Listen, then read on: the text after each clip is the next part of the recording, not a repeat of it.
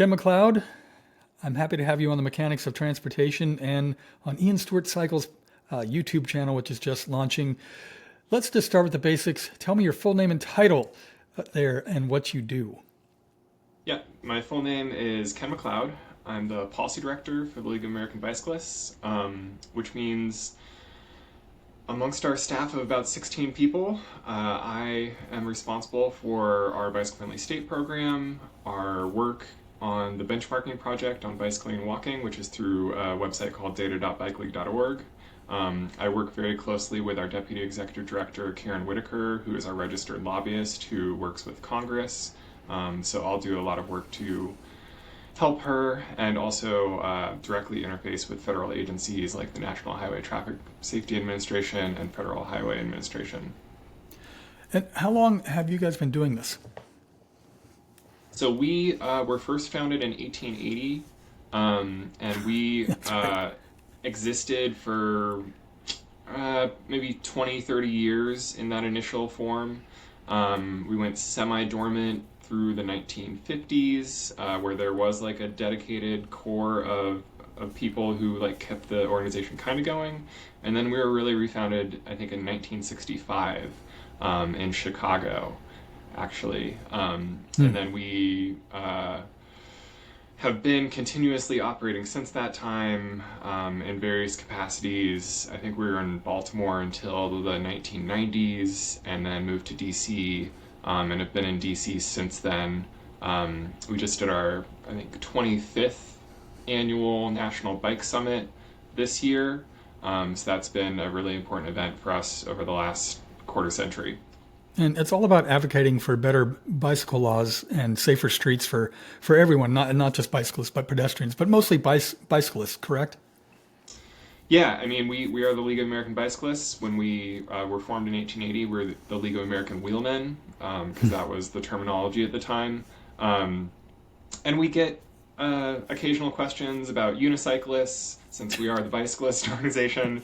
And I think we really try to embrace, everyone who's getting around outside of a motor vehicle, under human power or with that electric assist. There's a lot of overlap between bicyclists and people who use stand-up scooters and people who use those one-wheel devices. We all kind of use the same infrastructure and have a lot of similar issues. Yeah, and now there's, of course, a pushback with e-bikes, but that's a whole other issue, which is silly. So since you're in DC and you're lobbying for all of our efforts to get safer streets for all of us who use the roads, I tend to think that, okay, let's say the past administration with Pete Buttigieg, Department of Transportation head, we made a huge amount of progress. And maybe even in some other past administrations. I feel like that's hit a dead end at the moment, and I don't know what's going on, but is there anyone in Congress willing to listen to your organization and kind of, not to get too much in the weeds, but where are we at right now in terms of what's going on for bicycle safety? Yeah, so I think, we've had federal funding for biking and walking since 1991, and that continues. So the bipartisan infrastructure law that was passed a few years ago still provides over $1 billion through the Transportation Alternatives Program each year, and it's a really popular program that states administer and communities apply to through a competitive process, so there's that community buy-in and support for the program. And I think it's a really strong program that, because of the way that it's structured, kind of lends itself to have that grassroots support. So it's certainly possible that we see Congress try to restrict that program in the next transportation bill. There's been previous attempts. I think the last big one was in 2018. But I think there's a lot of community support for that program, and we'll see it continue. The program that I think we're a little bit more concerned about is the Safe Streets and Roads for All grant program, which is another about $1 billion per year focused on the safety of all road users, not bicycle and pedestrians only in the way that Transportation Alternatives is. And that's been a really successful program. It's had really strong participation. I think 75% of the U.S. population is covered by grants through that program. based on 3 years of that program existing. But it's the type of thing that we could see Congress not continue to fund since it was created in the bipartisan infrastructure law, and there might not be the same interest in providing that more discretionary funding to communities. Yeah, and that's it. And to cut you off for well, I'm sorry to cut you Yeah. off for 1 second, but the Safe Streets for All is really does go beyond just helping bicyclists. It slows speeds down. It allows cities to not just reduce speeds, which for people that don't know, if you're reducing the speed from 35 to 25 or 20 or whatever, there's a cost in signage. There's a cost in putting that out. It's not just magically saying, okay, the speed limit's here. It's also helping design better streets, better infrastructure, bump outs, things of that nature. So it really helps a whole swath of people, and a lot of communities have used it to better, to make things safer. Absolutely. And it is really focused on those holistic ways to improve traffic safety for all road users. A lot of the grants have benefited people who are biking and walking, but that's in part because what's good for people biking and walking is good for all road users when we're looking at safety. And I just want to say we've had really strong congressional support through the Bike Caucus that we help organize. Earl Blumenauer was the longtime leader of the Bike Caucus. He is now retired, so Mike Thompson, who is from California, is the new leader of the Bike Caucus. So it's been great to work with him over the last, I think, 2 years as he stepped into that leadership role. And we'll be looking to him and the Bike Caucus as we're moving forward on the next transportation bill. Do you know any? I know the one you just mentioned who retired. I think he biked to work sometimes. Any other Congress people bike to work at all in D.C.? I know it gets hot and swampy there, but the bike infrastructure in D.C. has improved greatly over the years. So anyone biking now, or is it taboo because of the administration? I mean, I'd be somewhat shocked if Mike Thompson didn't bike to work sometimes. I know he participated in our congressional bike ride during the National Bike Summit earlier this year. And I know he's a recreational rider for the most part, but I'm pretty sure he bikes to work.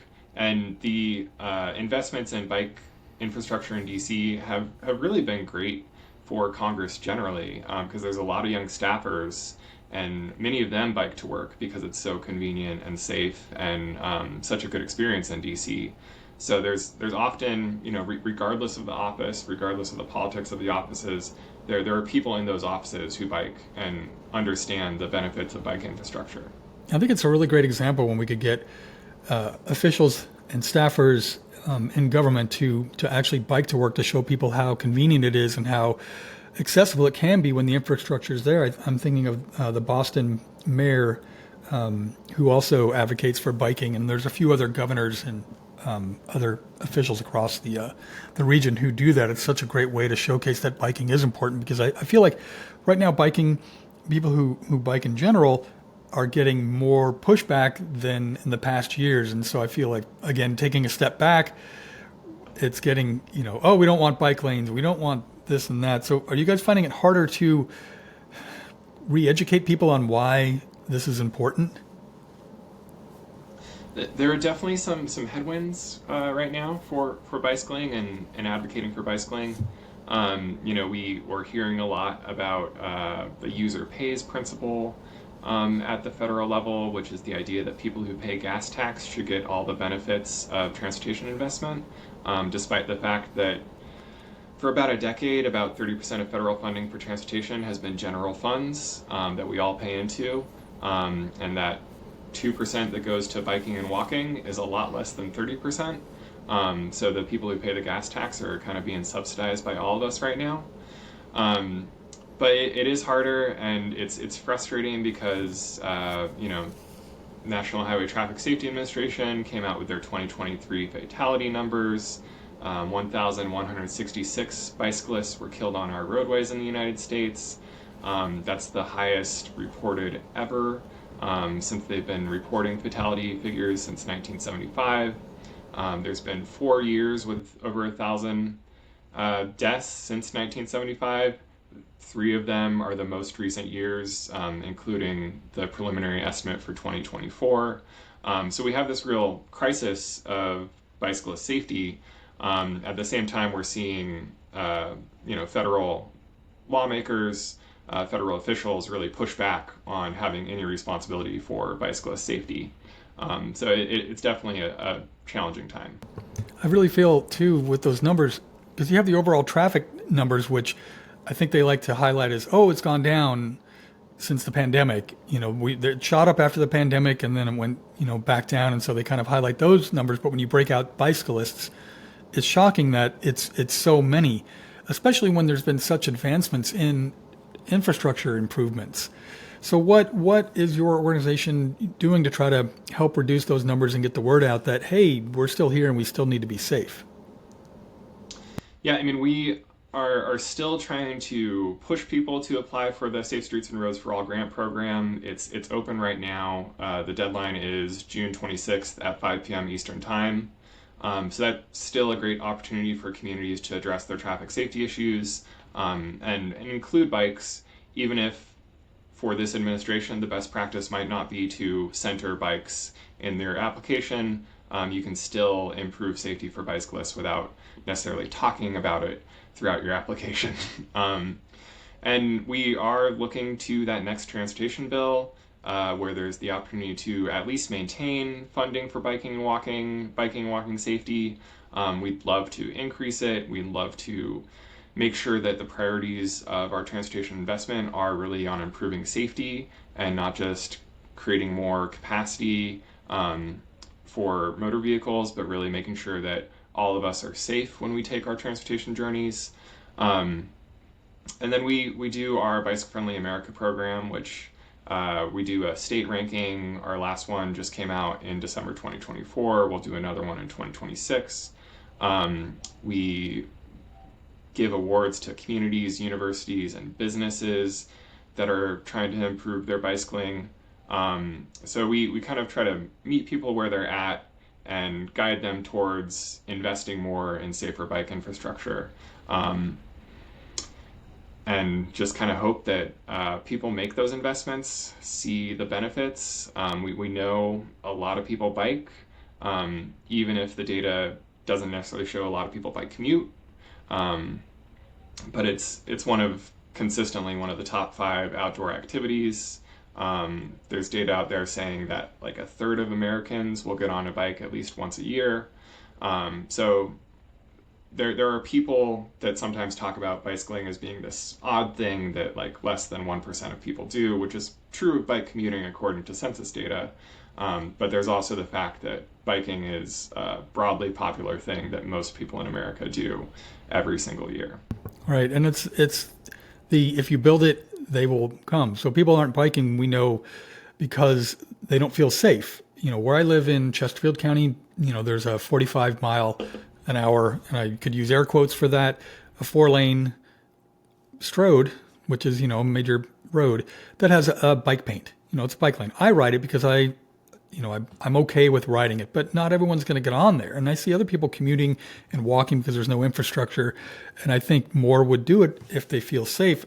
I also feel that if the ones who are complaining a lot about bike lanes and the cost and things of that nature would understand that if the infrastructure is there and more people are out on their bikes, those who do want to drive might not hit as much traffic and might, save the planet a little bit better. There's so many positives to it that I think either get drowned out or they don't get listened to, but it's very frustrating from a cyclist perspective to know all these benefits of cycling. In terms of what VBF is doing, let me back up a minute. So you mentioned some of the cities. What do you know off the top of your head what some of the best cities are, out of curiosity? Like in America? Yeah, just the biking in America. Yeah, so I mean, we have 5 platinum bicycle-friendly communities in the United States that we've given our highest level of award to. So if I remember them offhand, it's Davis, California, it's Portland, Oregon, it's Boulder, Colorado, Fort Collins, Colorado, and then Madison, Wisconsin. So those are the cities through our program that we recognize as kind of the best in America. I personally have the most experience with Washington, D.C., so I think they are gold, not a platinum, but I think they really have done impressive work in terms of creating a better bicycle network. And I also see places like New York City, which has a lot of bicycle-related issues in the news right now, but also has really impressive growth in their bike commuting rates over the last decade or so. More than 50,000 people in New York City report that their primary mode of getting to work is using a bike, and that's more than most states. Yeah. And what makes a good bicycle city? I mean, you and I probably know, but for the layman out there, what makes a good bicycle network in a bicycle city? Why is Portland, up there and Colorado up there? Yeah, I mean, there are like frameworks for what makes a good bike network, and the biggest thing is that people feel safe and they feel like they can get to their destination while feeling safe. All it really takes is that one 45-mile-per-hour road or that terrible intersection that makes that experience bad to deter some people from biking and using a bike regularly. Sometimes people will talk about like legibility of a network.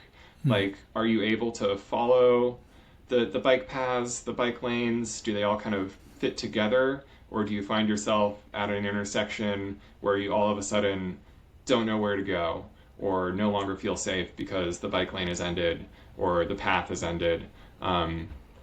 So really creating a connected network of bicycle infrastructure that is safe and feels safe is what we're looking for in a great bike city. And then there's all sorts of other things that communities can do, whether that's providing education to children in schools, or providing great events, or doing something like bike share, things that support more people biking more often. There's a lot of ways that can happen, but the core really is the streets and making that infrastructure safe for cycling. My one appeal or plea to city officials who are, planning commissioners and people of that nature who are making biking safe or trying to make a bike network is to get on Strava and in their city and see where people are actually commuting. Not the diehard I'm climbing, getting a KOM on something, but people that are actually commuting to think, oh, this is where the people are getting. Where I live, again, they announce X amount of bike lanes, but they're not connected. So often I'm riding and it stops, but I know where to keep going, but it's still for the average person. You're like, well, am I supposed to turn around? Am I supposed to stop and am I done on my bike trip? Yeah. And there's, when you just look at mileage, like so much of that mileage is on that 35, 45 mile per hour roadways, ring roads, where it's essentially slightly wider than the gutter. But it counts. Yeah. And you can say like, oh, look at all of our bike lane mileage, but if it's not functional in a way that people will actually use it, and the average person who maybe is used to using a shared use path, but isn't comfortable biking on the road will use it. Like that's the type of person where we have that marginal ability to convert them from an occasional recreational cyclist for kind of health and fitness to someone who uses a bike for transportation. But if they don't feel comfortable leaving that path to get on that bike lane on a road, or that bike lane doesn't go to the places that they want to go, whether that's the grocery store or their work or a library or another place that they frequent, it's just not going to impact them and get them to take that marginal trip on a bike. Exactly. And we know from studies too that the most trips that people take are within a 3 to 5 mile radius. Again, where I live, there's markets, there's too many markets, but there's markets 5 miles or less within my house. And I'll bike sometimes, but, not everyone's going to bike to where they need to go because of the infrastructure. And it would save so much resources and get out and be healthy if it were safer. So in terms of all the cities that you look at in the U.S. that are great bike networks and bike cities, how often do you look to Europe and use those examples? Because I know they're kind of the gold standard in terms of bike infrastructure. So first of all, have you been to Europe? where's your favorite place, and then what examples are you trying to get over here? So I've been to Europe. I went years ago. So I went before I was involved in bike advocacy, or honestly was a big person. I didn't bike a lot. So it wasn't top of my mind when I visited. I did have, one of the best biking experiences of my life. I rented bikes with my sister in Switzerland, in a place called Interlaken, which is between two lakes. And we biked around one of the lakes. It took us like 5 hours and involved like way too much climbing, but was just beautiful. But we do, look to Europe. They are leaders on this. We had the Dutch Cycling Embassy at our National Bike Summit in March. They did a workshop. They're great, by the way. They came, not to interrupt, but they came to Richmond, and I got to meet the Dutch Cycling Embassy and did a podcast on them, or with them, or I interviewed them and used them for the podcast. But they're great. I follow them on Instagram as well, and I'm always really, really jealous. Yeah, I mean, we did a workshop activity where it's like, okay, here's the situation. We want to connect these places with bike routes. Pretend that money is no object, and like, how would you do it?